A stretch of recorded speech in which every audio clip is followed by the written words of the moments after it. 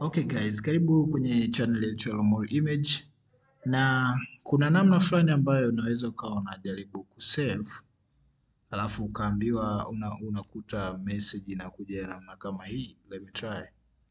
Labda tuna save, sio? Let's say tunaandika bana. Ukisave sasa kama Photoshop ambayo ni PSD,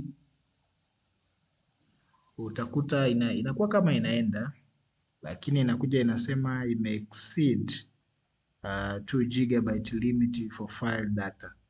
Unachokifanya unakuja tena na kama una save as unaruhusu hapo, lakini hapa unarudi kwanza kwenye large document, then unarudi tena kwenye Photoshop, alafu una save bana.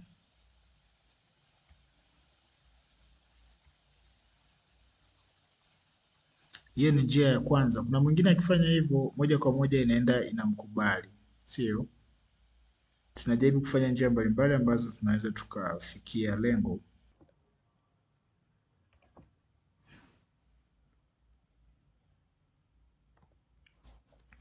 Okay, hiyo ni namna ya kwanza ambayo unaweza kufanya ya kuja kusave, lakini ukajaribu namna ambayo hiyo ambayo tumeisema.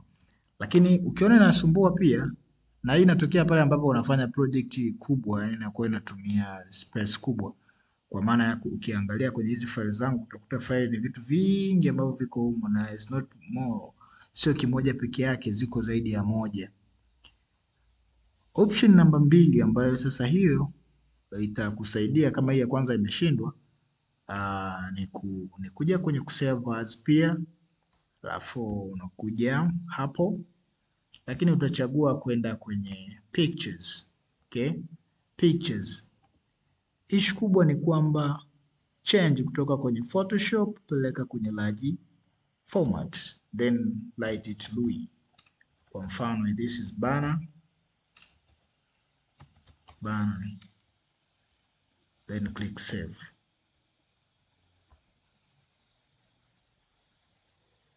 Kwa kufanya hivyo utaona kazi yetu inaenda vizuri na iko saved hapo chini, inaendelea, iko 22%. Na kwa nini tuna save kwa mtindo wa hivyo? Kwa sababu hiyo inakupa ile option ya kuweza kuangalia layers mbalimbali. Kwa sababu once unapokuwa unatoa kazi yako moja kwa moja, hizi inabidi uzimerge alafu ndo utoe kazi. Sasa kwa urahisi zaidi unafanya kwa mtindo huo. Kwa maana yake ni nini? Ni kwamba kazi yetu sio kwa maana ya kwamba itakuwa imepotea, hapana, la hasha. Let's say tufunge hii. Do you want to save changes? Okay, you can save it.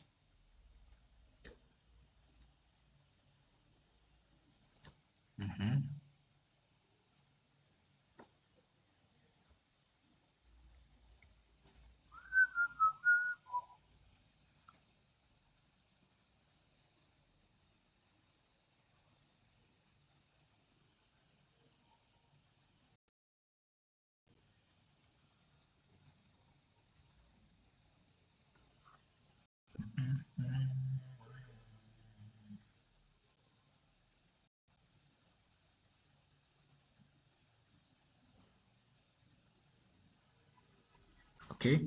So baada ya kuwa umesave hivyo kazi yako, haimaanishi kwamba kazi yako itakuwa imepotea. Unaweza kwenda ukafungua hiyo banners ambayo ilikuwa ni ya mwisho kuifanya. Kwa kufungua utajikuta zile layers zote ziko pale na unaweza kuendelea kufanya editing kama jinsi ulivyokuwa unafanya mara ya kwanza. Kwa hiyo inaweza kukusaidia kutopoteza layers ambazo zilikuwepo toka muda na zinaendelea kuhitajika.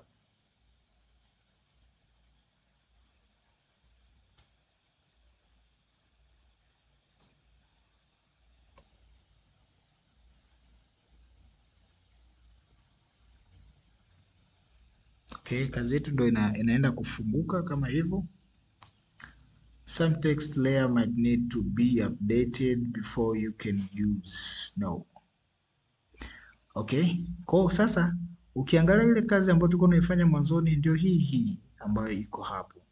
Kwa maana ya kwamba layer zote unaweza kuziona na ukazifanyia kazi kama jinsi zilivyokuwa zinaonekana. Unaona?